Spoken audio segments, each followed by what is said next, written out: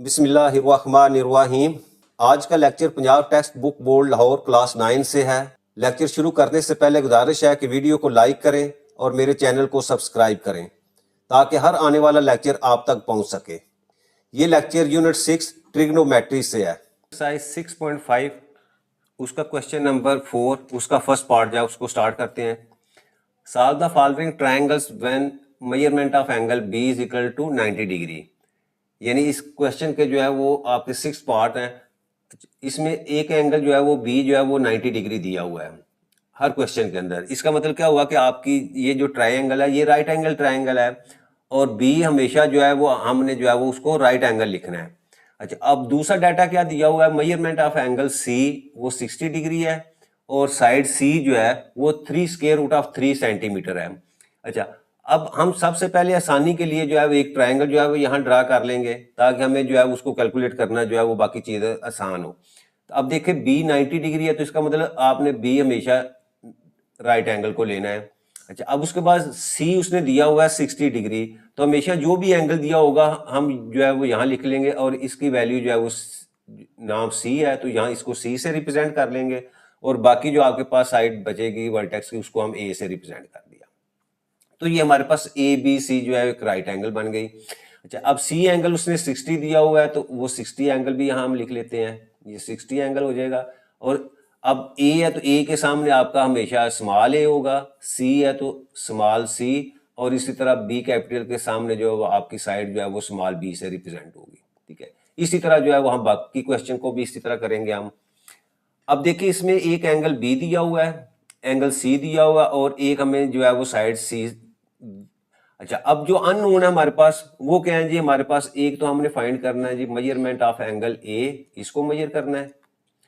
दूसरी हमारे पास जो है वो ए साइड जो है ये अननोन है और एक हमारे पास जो है वो बी साइड जो है वो अननोन है। तो तीन जो है वो एलिमेंट्स दिए हुए थे इस राइट एंगल ट्रायंगल के और तीन जो है वो आपके पास अननोन है। जो दिए हुए हैं वो हमने लिख ली है, यहाँ सी की वैल्यू भी इसके सामने जो है हम लिख लेते हैं 3 स्क्वायर रूट ऑफ 3।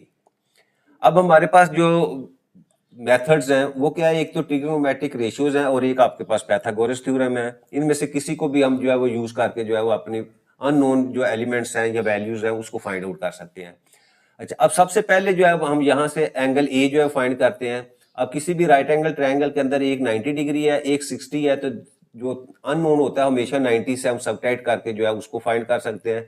या दूसरा हमने तरीका ये देखा कि तीनों एंगल्स को सम करें तो 180 के इक्वल होता है, यानी किसी भी राइट एंगल ट्रायंगल में तीनों एंगल का सम 180 होता है। जो दो दिए हुए हैं उनमें से हम जो है वो 180 से सबट्रैक्ट करेंगे तो थर्ड एंगल निकलेगा। लेकिन हम जो है वो यहाँ मेथड यही यूज करेंगे कि 90 में से 60 को सबट्रैक्ट करेंगे तो आपके पास एंगल ए जो है वो फाइंड आउट हो जाएगा।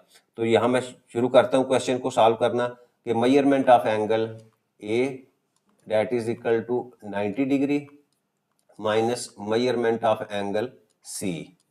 अब यहाँ वैल्यूज पुट करें तो हमारे पास मेजरमेंट ऑफ एंगल ए जो है that will be equal to 90 degree और सी की वैल्यू दी हुई है 60 डिग्री। तो यहाँ से हमारे पास जो है measurement of angle A that will be equal to 30 degree. ये एक अननोन हमारे पास जो है वैल्यू आ गई। अब यहाँ हम इसकी वैल्यू लिख देते हैं, ये 30 डिग्री है।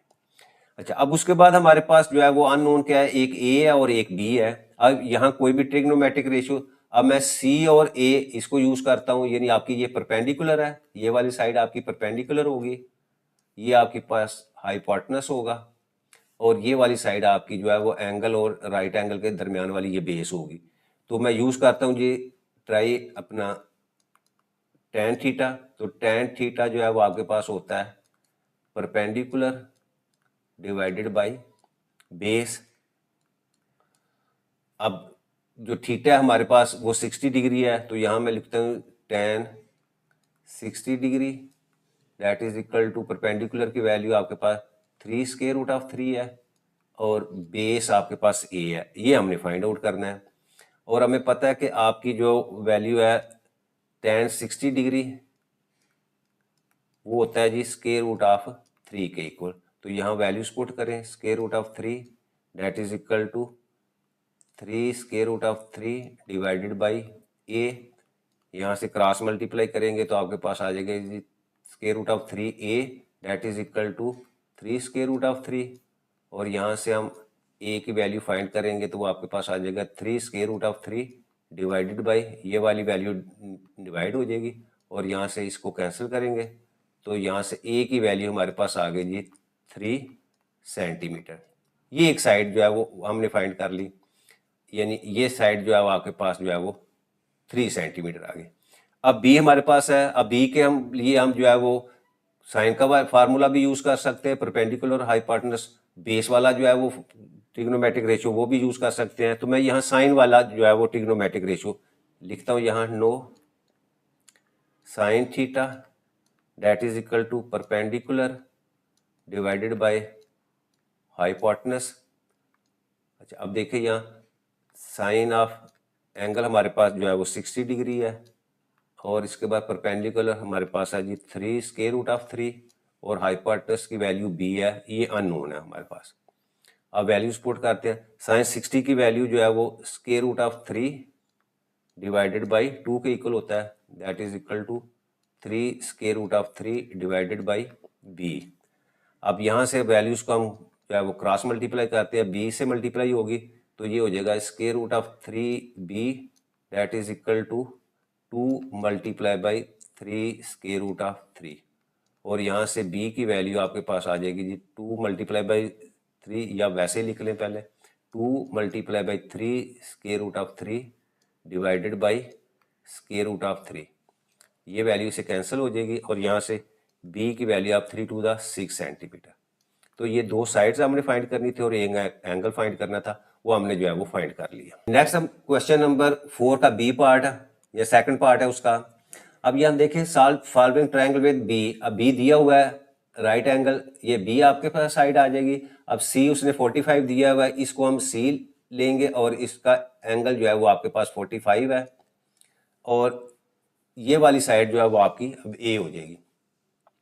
अब ये वाला जो वर्टेक्स है ये आपका ए के इक्वल हो जाएगा और अब इसके सामने ये साइड आपकी ए, ये आपके स्मॉल सी और ये वाली आपकी स्मॉल बी।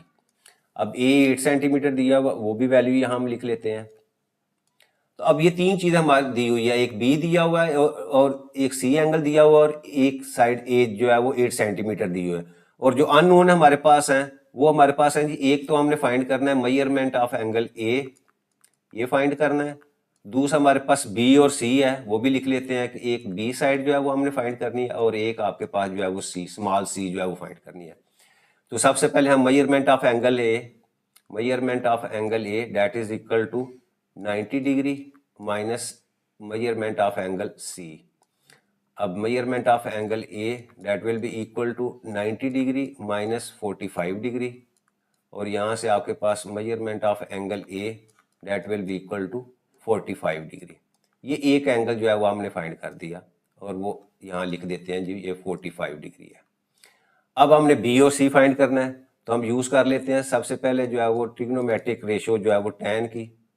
तो tan थीटा आपके पास होता है जी perpendicular over base, values put कर दें, tan 45 परपेंडिकुलर आपके पास c है और बेस आपके पास जो है 8 सेंटीमीटर है और tan 45 की वैल्यू 1 के इक्वल होती है तो 1 is equal to c over 8 और यहाँ से क्रॉस मल्टीप्लाई करेंगे तो c की वैल्यू आपके पास जो है वो 8 सेंटीमीटर आ गई।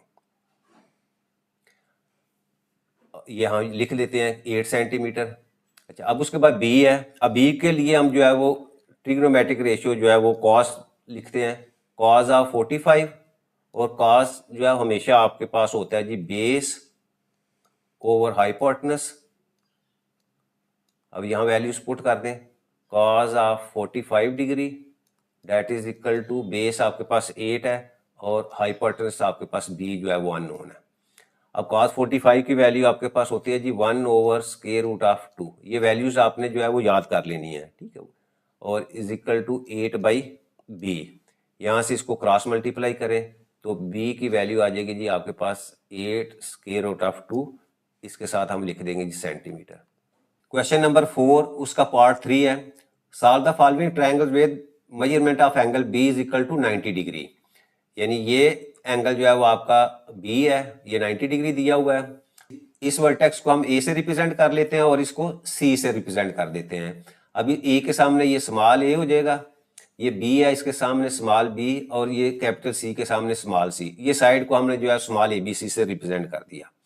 अच्छा, अब देखिए इसमें एक एंगल दिया हुआ है बी, और उसके बाद हमें दो साइड्स ए और बी जो है दी हुई हैं, और जो हमारे पास अननोन वैल्यूज क्या हैं, यहाँ वैल्यूज लिख लेते हैं। ए की वैल्यू जो है वो आपके पास 12 सेंटीमीटर, और सी की वैल्यू हमारे पास है जी 6 सेंटीमीटर। तो हमारे पास जो अननोन है, एक तो बी है, वो हम यहाँ लिख लेते हैं कि जी आपके पास जो अननोन है वो बी साइड है, इसको हमने फाइंड आउट करना है। और उसके बाद मेजरमेंट ऑफ एंगल ए, और दूसरा जो हमारे पास मेजरमेंट ऑफ एंगल सी।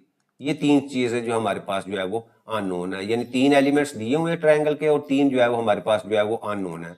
अच्छा, सबसे पहले हम जो है वो बी जो है उसको फाइंड करते हैं। अच्छा, अब देखो बी हमारा, क्योंकि इसको अगर हम एंगल ले लें, ठीक है, ए को एंगल लेंगे तो इसका मतलब ये हमारा जो है वो हाइपोटेनस होगा, ठीक है। अगर हम इनको एंगल ना भी लें, ठीक है, यानी ए और सी को ना भी लें, तो जो हमारा पाइथागोरस थ्योरम है वो क्या कहता है कि आपका हाइपोटेनस का स्क्वायर जो है वो बाकी दो जो आपकी वैल्यूज है उसके सम ऑफ स्क्वायर के इक्वल है। तो यहाँ बी हमें राइट एंगल दिया हुआ है, तो इसका मतलब हाइपोटेनस तो अंडरस्टूड है, वो आपका ये जो साइड ए सी है यानी स्मॉल बी जो है ये आपका जो है वो हाइपोटेनस है। तो हम यहाँ जो है वो पाइथागोरस थ्योरम लगाते हैं बाई पाइथागोरस थ्योरम। अच्छा, अब इसके मुताबिक क्या होगा, यानी आपकी बी स्क्वायर बराबर है जी A square plus C square के। वैल्यूज पुट कर दे यहाँ, B square is equal to A की वैल्यू जो आपके पास 12 है, 12 का स्क्वायर प्लस 6 का स्क्वायर। 12 का स्क्वायर 144 के इक्वल होता है, और 6 का स्क्वायर 36 के। दोनों को हम ऐड करेंगे तो आपके पास जो है वो 180 आ जाएगी बी स्क्वायर के इक्वल।